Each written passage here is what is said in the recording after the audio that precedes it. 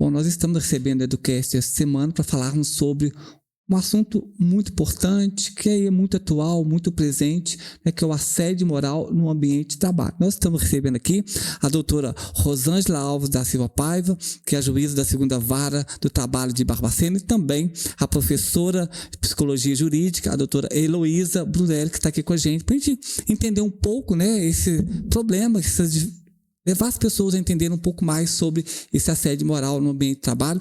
Obrigado a vocês por estar aqui com a gente, para a gente estar falando de um assunto tão importante. Boa tarde, muito obrigada, viu? Agradeço o convite, né, dos alunos do terceiro período, Júlio, Flávia, Cláudia e Fábio, capitaneados aí pela professora Simone, não é isso? Fazem um trabalho de extensão, que importante esse tema, então fico muito agradecida pelo convite. Doutora Heloísa, obrigado por estar aqui com a gente. Foi muito bom receber o convite para poder rever os meninos do primeiro período, né, que hoje já estão no terceiro. Foi muito bom. Eu fui muito bem recebida naquela turma e me sinto novamente acolhida por eles, né, por esse carinho renovado. Importante ressaltar que o tema do trabalho esse ano é do projeto de extensão desse grupo de alunos, a qual a doutora já até citou aqui. A gente agradece aos alunos por nos dar essa oportunidade de poder estar falando sobre esse tema tão importante aqui. Então, doutora, para as pessoas entenderem um pouco, o que é o assédio moral no ambiente de trabalho? Sim, o assédio moral no ambiente de trabalho, ele se caracteriza por condutas abusivas, né, que podem ser gestos, palavras, atitudes, comportamentos, de forma repetida e prolongada no tempo, e são condutas que visam a um atentado assim, contra a dignidade, contra a autoestima, a autodeterminação, até a carreira profissional e a integridade mesmo física e psíquica.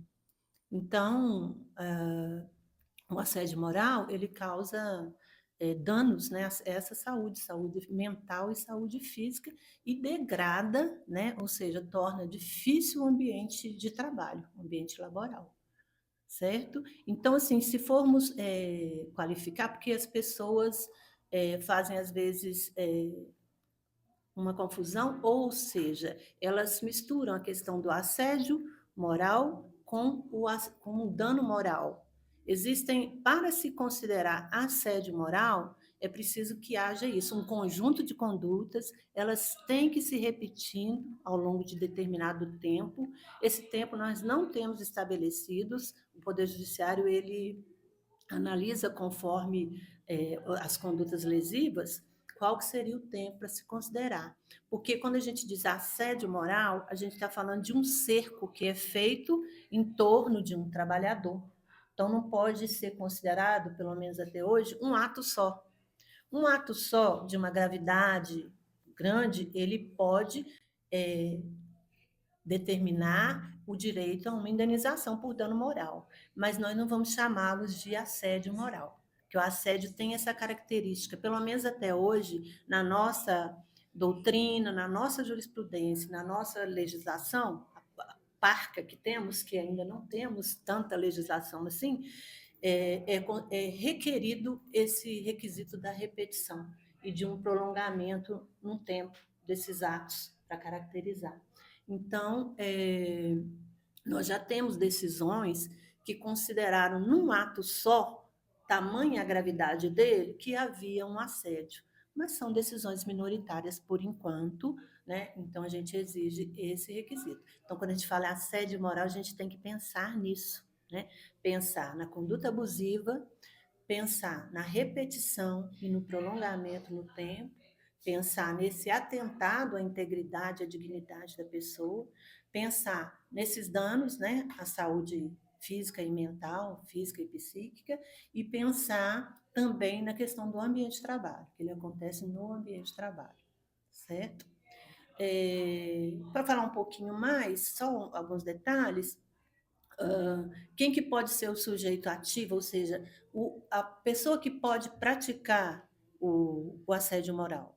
Pode ser um gerente, pode ser um preposto, alguém a serviço da empresa, que não precisa necessariamente ser um empregado, pode ser o proprietário, os donos, pode ser um outro empregado, de empregado para empregado, e ainda pode ser até um terceiro, como no caso, por exemplo, de clientes. Uma empresa de venda, o cliente faz um assédio a um determinado vendedor e a empresa se omite naquilo, sabendo. Então, temos todas essas pessoas aí. Trazendo aqui para a escola, a gente poderia ter um professor que acaba sendo assediado por um grupo de alunos, não é o caso de vocês, tenho certeza, mas e que a instituição de ensino ela se omite sobre isso. Então, a gente teria um terceiro, né, que não é porque a relação é professor e escola, um terceiro causando isso aí. Então, a gente poderia falar. E quem pode sofrer? Quem pode ser a vítima do assédio?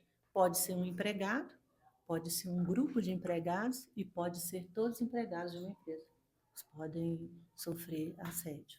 Existem essas classificações. Além disso, nós temos o assédio horizontal, que é chamado, e o assédio vertical. O horizontal é quando ele acontece entre pessoas que têm o mesmo nível hierárquico, né? Um empregado e um outro, então um gerente e um outro, eles têm o mesmo nível hierárquico. E o vertical é quando a vítima e o ofensor têm um grau de hierarquia diferente.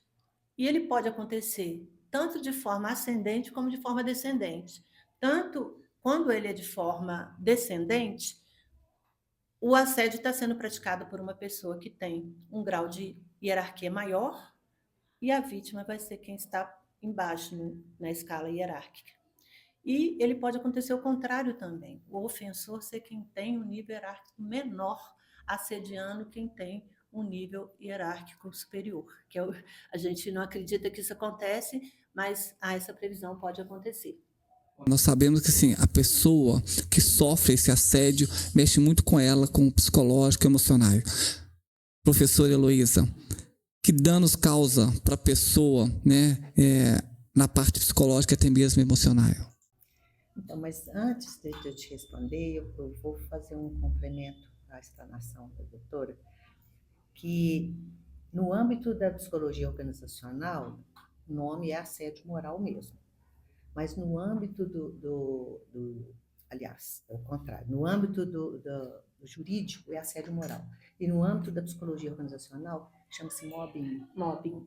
Sim, eu ia falar, se me permite, doutora, que nós temos uma outra classificação, que tem o dano interpessoal e tem esse dano organizacional, que também é chamado de mobbing.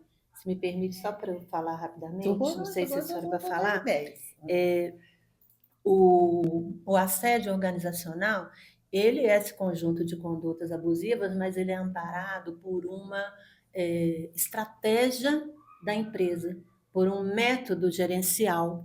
Então, no próprio método gerencial da empresa, você já tem ali condutas que normalmente são baseadas em desrespeito aos direitos fundamentais, como, por exemplo, a exigência, a pressão por atingir metas, né? A segregação, às vezes tem como objetivo cobrar um engajamento intensivo da pessoa ali nos objetivos da empresa e, às vezes, até excluir algum empregado que a empresa não quer que continue nos seus quadros. Esse é o mobbing, né? Esse é o organizacional, né? Que acontece, que a doutora está falando. E é interessante que, assim, a princípio pensa assim em socorrer a vítima, né? Aquele que sofre. Mas muitas vezes quem pratica também precisa de uma boia de salvação, porque ele tem tanto medo, tanta insegurança de alguém tomar o lugar dele, que a única arma dele é agredir. Mas ele também deveria ser socorrido psicologicamente, porque ele também precisa de ajuda, porque ele não confia na própria capacidade. Então ele oprime com medo de ser oprimido no futuro, porque muitas vezes esse oprimido é mais capaz do que ele. Então ele teme perder o cargo dele. Ele é uma ameaça. Provoca problema na vítima e de quem está praticando essa questão emocional. Primeiro, assim, eu tenho que fazer com que ele peça demissão, porque se não pedir, ele pode tomar meu lugar amanhã. Então esse agressor, ele também precisa de um socorro psicológico, né? Está faltando segurança nele. Muitas vezes ele é um chefe, mas ele não é um líder. E temos muita diferença nisso aí, né? Nem todo chefe é líder, porque o líder arrasta, o chefe oprime, ele só manda, é bem diferente. Agora, respondendo a sua pergunta sobre as consequências, temos inúmeras. E acho que a mais importante são os distúrbios psicossomáticos, que são doenças físicas provocadas por um conflito que não sai da minha cabeça. Eu tenho que levantar amanhã cedo, eu tenho que trabalhar, e lá eu vou ser oprimido, lá eu vou ser excluído, lá eu vou ser humilhado, lá eu vou ser... vão colocar apelido em mim, vão debochar de mim, não vou poder falar na reunião, não vou ser convidado para confraternização, na hora que eu entrar no cafezinho todo mundo vai sair, e esse dia não acaba. Aí eu tenho insônia, eu tenho medo do dia clarear. Aí ou eu como muito, porque eu vou começar a trocar sentimentos por comida, ou eu deixo de comer, porque não vale a pena ficar em pé. Eu começo a apresentar atestados, e os atestados, né, essa rotatividade, podem gerar na empresa a perda de talentos, porque ele, em vez de socorrer o que apresenta vários atestados, saber o motivo, às vezes ele demite e coloca outro no lugar, não tão competente quanto o oprimido que precisava de socorro. O absenteísmo, ele falta demais, mesmo sem estar doente, mas simplesmente porque ele não está com vontade. Não está doente fisicamente, mas ele não quer ir, porque lá é um martírio para ele. E temos a pior consequência de todos, que é o burnout. O que é o burnout? Se você pegar a palavra em inglês, burn em inglês significa colocar fogo out para fora. Então, explodir. Exaustão emocional ao máximo no ambiente de trabalho. É o cúmulo do estresse no ambiente de trabalho. E aí a desmotivação, queda de produtividade, né? Eu não converso com ninguém, porque quanto mais eu me fechar, mais eu me protejo. Então eu vou ficar aqui, silêncio, não quero barulho, eu quero ser invisível. Mas, abrindo parênteses dentro dessa questão do burnout, que é uma dos temas mais pedidos para os psicólogos de palestras nas empresas, porque as empresas estão muito frias em termos humanos, né? O que interessa é a produtividade. O termo colaboradores nem sempre é ao pé da letra, porque eles são massacrados. A empresa precisa diminuir o número de funcionários, mas a demanda é a mesma, então virem-se. Pode falar. Não? Então, a questão do burnout, o que acontece? Eu preciso provar que eu não mereço ser oprimido. Então, o que eu vou fazer? Eu vou ser aquele colega legal. Qual que é o seu limite? Deixa que eu faço. Vai, fica tranquilo. Ele vai me achar legal. Então, ele mesmo provoca o próprio burnout com esse acúmulo de atividades, porque ele precisa provar que eu sou legal. Você está sendo injusto comigo, olha como é que eu sou legal. E ele se flagela com esse acúmulo de coisas e entra no quadro de burnout. E a situação fica muito complicada. Ele precisa de tratamento físico e psicológico ao mesmo tempo. Bom, a gente vê que o problema é bem sério mesmo. Doutora Rosângela, quais as consequências legais para a empresa ou indivíduos que praticam assédio moral? Então, as consequências legais, elas são ter que responder civilmente, né, por uma indenização, que é uma reparação, que tem um caráter reparatório mesmo, como se diz, e sancionatório. É um caráter pedagógico, né, para que a empresa não volte a cometer aquela falta, não permita que aconteça, né, aquela conduta abusiva. Essa reparação civil é a consequência principal. Mas nós também temos um enquadramento de algumas condutas como crime, como no caso da injúria, difamação, calúnia, né, perseguição. Quando o fato se enquadrar como crime, terá essa consequência também. E algumas infrações administrativas, que, sobretudo no caso de empresa pública, né, que está submetido aos princípios constitucionais da administração, como a moralidade administrativa. Essas são as consequências.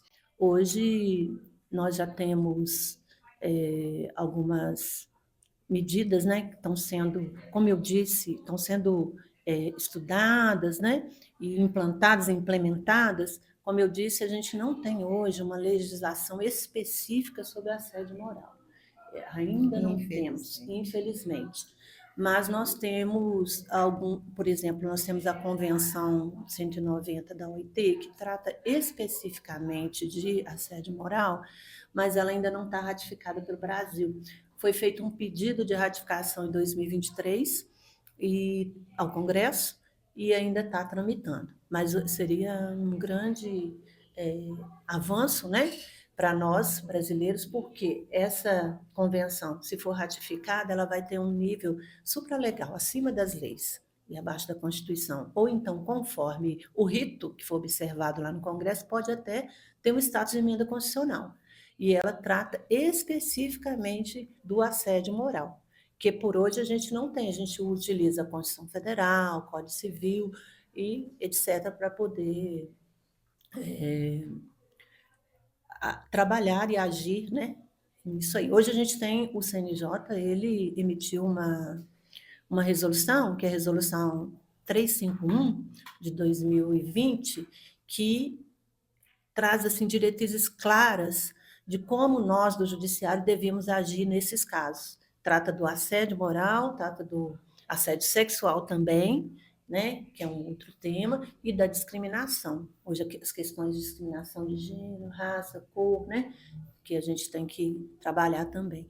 E essa resolução é uma diretriz para nós, para que nós tratemos esses casos de uma forma diferente, porque quando a pessoa chega na justiça já buscando uma reparação, né, para a situação dela, ela está muito sofrida, como a professora disse, né, já está doente, adoecida, e ela não pode ser tratada como qualquer um, né? Você tem que ter formas de tratamento, de acolhimento, você tem que buscar um ambiente que não seja tão constrangedor quanto aquele que ela viveu.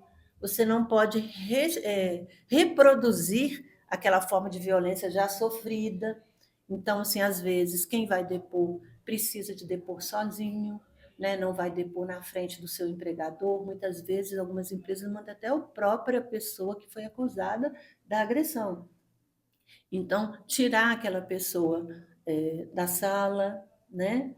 Dar assim, um outro atendimento humanizado para isso aí e dar uma força maior, um valor maior para a própria declaração de quem passa por aquela situação. Porque a gente tem questões de regras de ônus da prova, né? Tem que fazer a prova, mas a gente vai considerar, né? Sabendo da dificuldade que às vezes é de fazer uma prova desse tipo, as pessoas não querem testemunhar com medo. A própria pessoa, quando chega na justiça, já é um ato de muita coragem, porque ela foi até a justiça, sobretudo quando ainda o contrato de trabalho não encerrou. Então, já é uma situação muito difícil. Então, essa resolução, ela nos traz diretrizes claras, são protocolos, né, que a gente deve utilizar nesses casos.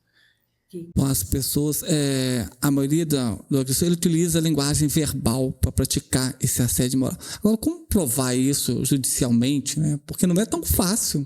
Como fazer isso, doutor? Pois é. A questão da prova, né? A vítima tem que fazer a prova da ocorrência das condutas lesivas, né?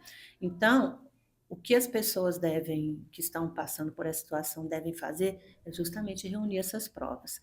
Elas devem anotar detalhes como o dia que aconteceu, a hora, o local, quem estava presente, quem são as testemunhas.